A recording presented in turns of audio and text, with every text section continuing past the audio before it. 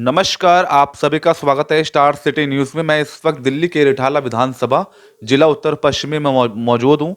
साथ ही हमारे बच्चन बाबूजी हैं जो कि अभी मंत्री नियुक्त हुए हैं एससी मोर्चा जिला उत्तर पश्चिमी से। आइए इनसे बात कर लेते हैं।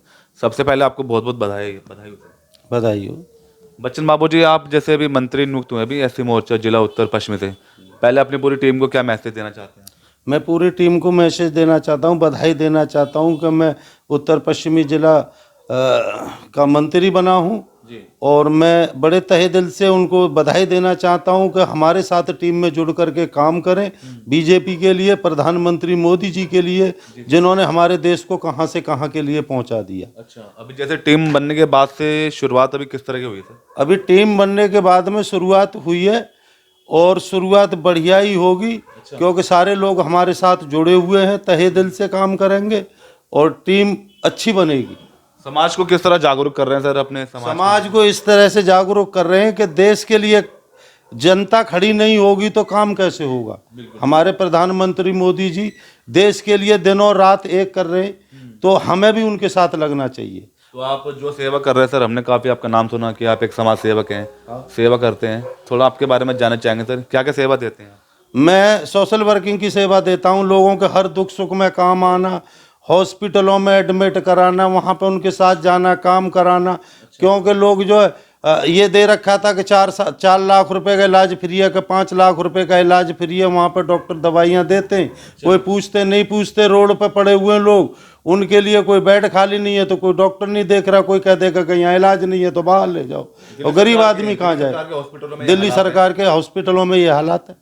तो उनको देखने, उनको काम कराते, उनके इलाज के लिए लगते, हर दुख सुख में लोगों के साथ चलते, निस्वार्थ चलते हैं जी। हमारे को पार्टी पॉलिटिक्स से कोई मतलब नहीं था, लेकिन अब बीजेपी में इसलिए आना पड़ा कि हमारी बीजेपी के कार्यकर्ता, बीजेपी के नेता, देश के प्रधानमंत्री सिर्फ और सिर्फ काम कर रहे हैं तो देश के लिए कर रहे हैं। अच्छा बच्चन जी, आप जैसे पिछले 30 सालों से आपने जैसे बताया मैं बीजेपी में जुड़ा हूँ सर, और पद आज आपको पहले बार मिला सर। हाँ, पद के काम करने वाले को पद की इच्छा नहीं होती, लेकिन काम किया था और जब हमें सही जगह मिली तो हमने कह दिया कि आप हमें जो भी जिम्मेवारी देना चाहते हो उस जिम्मेवारी को तहे दिल से निभाएंगे, तन मन से निभाएंगे। अच्छा, मोदी जी से आप जो इम्प्रेस हुए थे, जो उनके कामों से प्रभावित हुए सर, क्या क्या आपको अच्छा लगा? उनके काम, एक तो देश के लिए काम, सेना के लिए काम, सेना के लिए, पड़ोसी देशों के लिए काम। जैसे हमारा पड़ोसी देश पाकिस्तान है, आए दिन कुछ ना कुछ हरकत करता रहता था, चीन करता रहता था, वो आज सिर्फ और सिर्फ दबा हुआ है तो सिर्फ मोदी जी के द्वारा, मोदी जी के द्वारा। तो इन चीजों से हाँ, आने वाले 2024 को लेके सर अभी जो नारा चल रहा है 400 के पार, क्या लगता है नारे? 400 के पार, और तहे दिल से मेहनत करेंगे। SC ST का वोटर जो नहीं समझ पाता था बीजेपी को, उसी काम के लिए हमने बीजेपी को ज्वाइन किया है। हम SC ST के, मैं धोबी समाज, रजक समाज से हूँ, और अपने जितने भी वोटर हैं और जितने भी लोग हैं उनको जागरूक करना है कि बीजेपी के साथ रहो, बीजेपी के साथ काम करो, देश के लिए काम करो। स्वार्थ के लिए काम तो दुनिया करती चली आई है, अब निस्वार्थ काम करो तो सिर्फ बीजेपी के लिए और अपने देश के लिए काम करो। कहीं ना कहीं सामने और भी विकल्प हैं विरोधी पार्टियों में, कांग्रेस है, आम आदमी पार्टी है, जनता मतलब उनको पसंद कर रही है सर, क्या लगता है आपको? विरोधी पार्टियों को जनता बिल्कुल पसंद नहीं कर रही। और अभी जो इंडिया गठबंधन बना है सर, इस पे क्या? इंडिया गठबंधन में करेंगे क्या? 400 से पार है। हर व्यक्ति को पता है देश के लिए हमारे मोदी जी कितना काम कर रहे हैं, हर व्यक्तित्व को पता है। जी सर। ये तो कितनी भी लड़ाई लड़ते रहे उसके सामने कुछ नहीं है होना, ये तो सिर्फ फालतू की बकवास है। 400 के पार है।